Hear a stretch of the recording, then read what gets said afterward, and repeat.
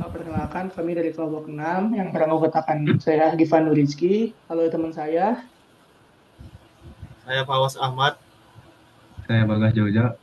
Nah, kebetulan hari ini kita akan mempresentasikan tentang tugas tentang Figma. Untuk pertama ini kita akan membahas tentang basic tools di Figma itu apa saja. Nah, pertama-tama adalah berikut adalah kegunaan dan fungsi dari Figma. Apa itu Figma? Figma adalah alat desain berbasis cloud yang digunakan untuk membuat desain antarmuka, pengguna atau disebut UI, dan pengalaman pengguna atau UX, serta prototipe untuk aplikasi dan situs-situs web. Figma memungkinkan kolaborasi secara real time, sehingga beberapa desainer atau anggota tim dapat bekerja bersama di dokumen yang sama secara bersamaan. Nah, lalu kita ke tools yang pertama adalah Move Tool. Move Tool adalah alat dalam perangkat lunak pengeditan grafis seperti Adobe Photoshop atau aplikasi jenis lainnya yang digunakan untuk memindahkan objek, layer, atau elemen grafis pada dalam kanvas atau dokumen kerja.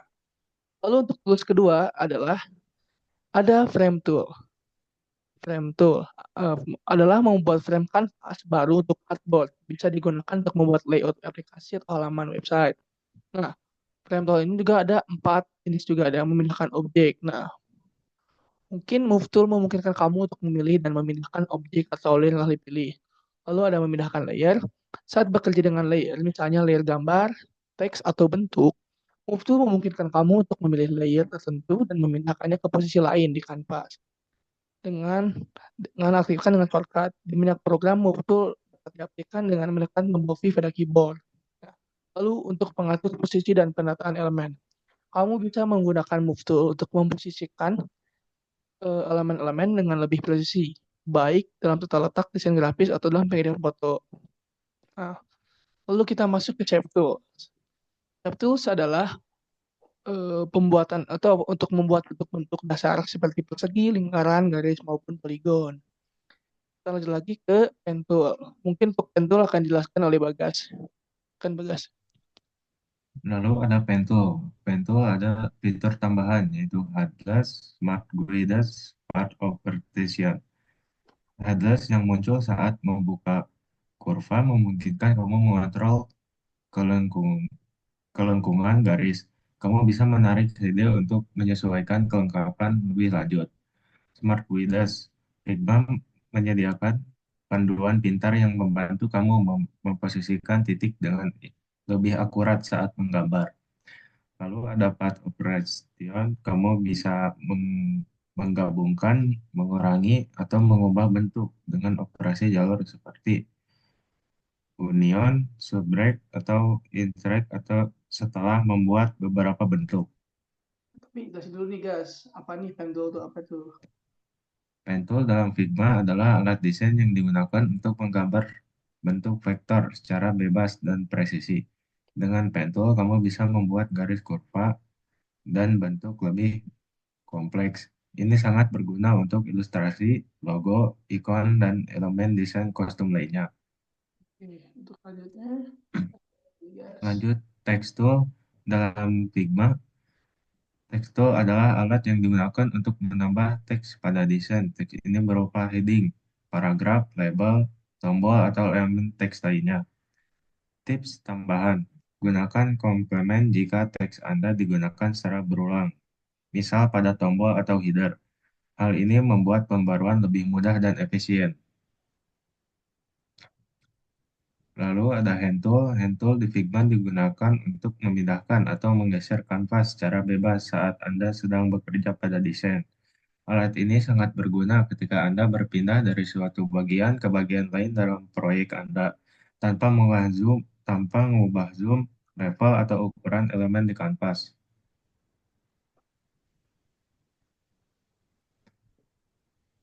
Comment tool. Kapan harus menggunakan comment tool? Ada kolaborasi tim, review dan umpan balik, dokumentasi. Nafasnya boleh sama awas. Oke, selanjutnya di sini ada Select Tool. Select Tool di Figma memudahkan Anda untuk memilih area desain tertentu dan menandainya untuk ekspor. Misalnya untuk mengambil screenshot atau mengekspor bagian desain menjadi file gambar seperti PNG, JPG, SVG, dan lain sebagainya.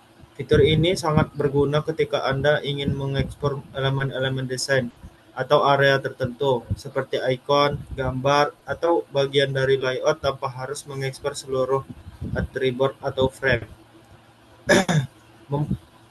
Lanjut, yaitu ada color picture. Memilih warna untuk objek atau teks bisa bisa diakses dengan memilih objek, lalu pilih warna di bagian slider. Color picture untuk memilih warna manual, hex code untuk memasukkan warna spesifik, RGB, HSL untuk mengaturin warna lainnya. Lanjut, di sini ada plugins. Figma memiliki berbagai plugins untuk mempercepat dan mempermudah proses desain, seperti plugin untuk ikon, ilustrasi, hingga integrasi dengan tools lain seperti Unsplash atau Stripe. Yang dimana ada Unsplash, Autofollow, dan Logifast, Converse Google Search Change, Figmotion, Iconify, Blots, dan Able. Lanjut, di sini ada Oke, sepertinya Pak Was ada gangguan, jadi saya lanjutkan ya. Lalu selanjutnya ada vector networks yang fitur lanjutan untuk membuat vektor lebih kompleks dibandingkan dengan vektor biasa. Ini berguna untuk ilustrasi atau bentuk yang lebih fleksibel. Lalu kita akan membahas tentang layout grids. Layout grids adalah menyediakan grid untuk membantu mengatur layout desain agar lebih rapi dan terstruktur. Sangat membantu untuk desain yang responsif. Lalu ada inspektur. Nah, inspektur ini berguna untuk developer agar bisa melihat detail spesifikasi desain sorry, seperti nggak bisa ukuran, warna, dan kode CSS. Nah, mungkin lanjut bisa lagi, boleh? dipotong kan? Ini aja nggak apa-apa. Semua detail. Oke, lanjut. Layers and Access Panel memudahkan pengelola layar dan komponen di dalam proyek Figma. Dan Bukan. itu saja beberapa jenis bentuk dari basic tools in Figma. Figma, yaitu kesimpulan dari sini adalah Figma adalah alat desain UI atau UX berbasis web yang kuat dan sangat populer di kalangan desainer profesional karena kemampuan untuk mendukung kolaborasi secara real time. Kemudian penggunaan dan fleksibel dalam membuat desain antarmuka, fototipe, dan grafik. Figma merupakan desainer untuk bekerja dengan memudahkan di proyek bersama, sebagian ide dan mengelola desain dari awal hingga akhir. Ya, baik teman-teman semua. Jadi setelah kita menjelaskan mengenai Figma itu apa dan basic tools-nya apa saja, sekarang kita akan mencoba aplikasinya ya. Jadi, teman-teman bisa akses Figma ini di website ketika dia Figma. Nanti kalian bisa login akun dan udah bisa buat project-nya. Nah, pertama ini kita lihat di kiri ini disebut dengan layer panel atau asset panel. Jadi teman-teman bisa nambahin patch ataupun elemen-elemen di sini yang akan ditambahin teman-teman.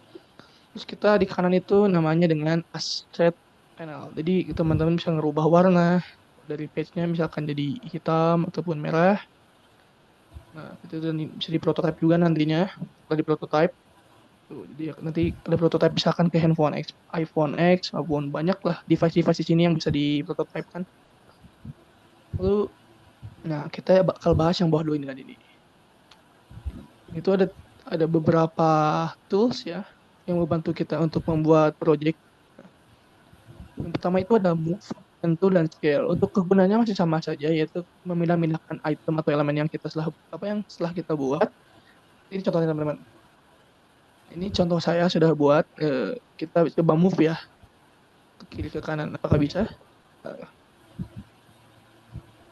Oh, ini bukan yang ini, move bukan. Yang hand tool. Nah, hand tool itu buat milih kayak gini nih. Terus scale. Guna scale apa? Mas aja sih. Ini untuk memindah-mindahkan. Lalu ini ada frame. Frame itu apa sih? Nah, jadi teman-teman ketika ingin membuat desainer baru, teman-teman bisa pakai tools frame ini dan bisa disesuaikan dengan keinginan masing-masing frame-nya. Misalkan teman-teman mau mendesain UI UX untuk Mana ya, web ya, kita cari web.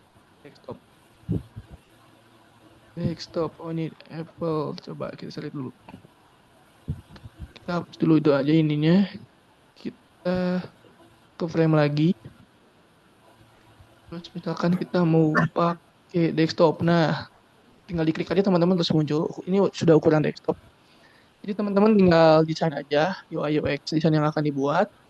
Nah, desain ini kita bisa rubah posisi dari elemen ininya, apa frame desktopnya, lalu ada kemiringan, banyak ada layout, terus ini ada warnanya, misalkan backgroundnya jadi hitam, bisa diubah. Terus juga ini ada kayak apa ya sih dibilang ya, kejelasannya lah.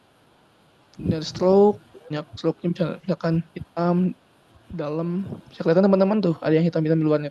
Itu namanya stroke. Nah, lanjut kita akan bahas mengenai slice.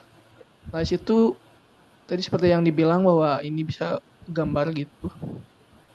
Nah, itu misalkan buat satu ruang dipakai menyimpan sebuah frame di situ. Lalu teman-teman juga ada save di sini ya. Ada saves tuh jadi kayak bentuk-bentuk gitu. Oh, ini untuk tadi apa? Ada rectangle, lalu ada line, lalu ada arrow, tuh ada polygon atau star aja ya, kita coba ya. Tuh, ini jadi kayak elemen-elemen gitu. Lalu teman-teman juga bisa menambahkan ke gambar di sini. Ini tinggal klik image aja. Teman-teman sudah bisa menginput gambar yang akan diinput. Misalkan kita pakai, nah ini ada logo Ulbi ya. Kita input ke dalam desain tersebut. Sudah dimasukkan dan ya kita tinggal perbesar atau maupun di sharing lagi boleh. Tuh, seperti itu teman-teman untuk yang image. Tuh, ini kan bakal berubah mengikuti gambarnya ukurannya yang kanan di bagian asset panel.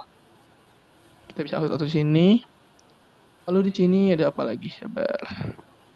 Setelah itu ada pen. Nah, pen ini misalkan untuk coret-coret teman-teman. Seperti itu tuh. Teman-teman bisa coba aja nanti ketika mencobanya. Lalu di sini juga ada pensil. Ya, seperti apa pensil coret-coret ya. Jadi kayak misalkan bikin apa bisa ke pensil. Nah, lalu sini ada teks. Teman-teman bisa nambahin teks. Misalkan di mana ya? Kita coba di yang background ini deh. Di desktop. Kita tambahin teks ya. Coba teksnya. Ada belum? Oh, belum. Sabar. Coba di sini. Coba ketik. Nah, itu sudah ada ukurannya. Coba-coba Figma. Nah, sini teman-teman bisa lihat. Ini terus kita juga bisa ubah fontnya di sini di kanan. Kayak misalkan pakai font minimizer. Terus ukurannya mau apa nih? Regular. Terus ukurannya kita naikin misalkan di 128. Sudah. Terus kita ini warna teksnya masih dirubah. Lagi kita ubah warnanya nih. Ini ukurannya kita naikin dulu. Tadi belum. No, kita ubah gini. Lalu kita ubah formatnya mungkin di tengah. Bisa saja. Kita geser ke tengah dan bisa ganti warna juga, misalkan hitam untuk di sini. Nah, lalu teman-teman di sini juga ada comments. Nah, fitur comments tersebut kita bisa misalkan seperti ini kan ada sudah dibuat desain. Kita bisa membantu teman kita yang mendesain atau ada masukan mau kritikan, tinggal komen misalkan warnanya kurang terang.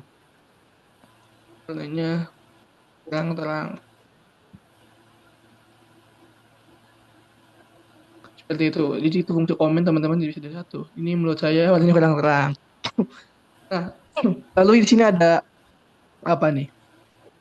Ada action. Nah, untuk action tersebut ini kita bisa misalkan memasukkan plugin atau widget. Seperti yang tadi disebutkan bahwa plugin bisa membantu kita untuk mendesain kayak misalkan nih contoh nih ada Iconify. Iconify ini seperti apa ya? Kita coba next. Biasanya Iconify itu membantu kita untuk cari icon ya, misalkan icon Instagram maupun yang lain-lainnya. Jadi contoh nih apa ya? Icon misalkan apa ya? Maaf, Ini aja icon lonceng, kita pakai icon lonceng. Nah, kita importnya sebagai komponen karena ini bukan frame, jadi komponen kita akan tempel di dalam framenya. Setelah diimport, kita akan lihat apakah sudah ada ini. Mana nih kita cari. Oh, ini di bawah ya, kecil banget ya. Ini ada guys. Teman-teman bisa ubah ukurannya, lalu dimasukkan ke desain yang tadi sudah dibuat, misalkan di sini itu.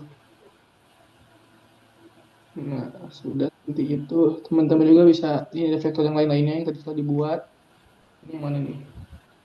Yang kiri ini seperti untuk layer panel, bisa dibilang tempat di mana komponen-komponen bukan elemen yang dimasukkan tuh bakal dilihatkan di situ. Contohnya saya sudah pernah mencoba membuat tab untuk website saya ketika SMK dulu, untuk ada galeri seperti ini. Ini tapi untuk websitenya. Ini homepage, lalu ada login, juga ada register. Nah, ini pun buat login harusnya belum saya ubah. Oh, udah ada, belum dapat. Lalu untuk tampilan mobile-nya, dari prototipe yang saya sudah buat, untuk buat di mobile-nya, dan ini ada yang lain-lainnya, misalkan fitur chat, inbox, itu seperti itu, dan nah begitu. Jadi teman-teman jika ingin mencoba Figma boleh coba-coba aja, masih banyak tutor yang lain.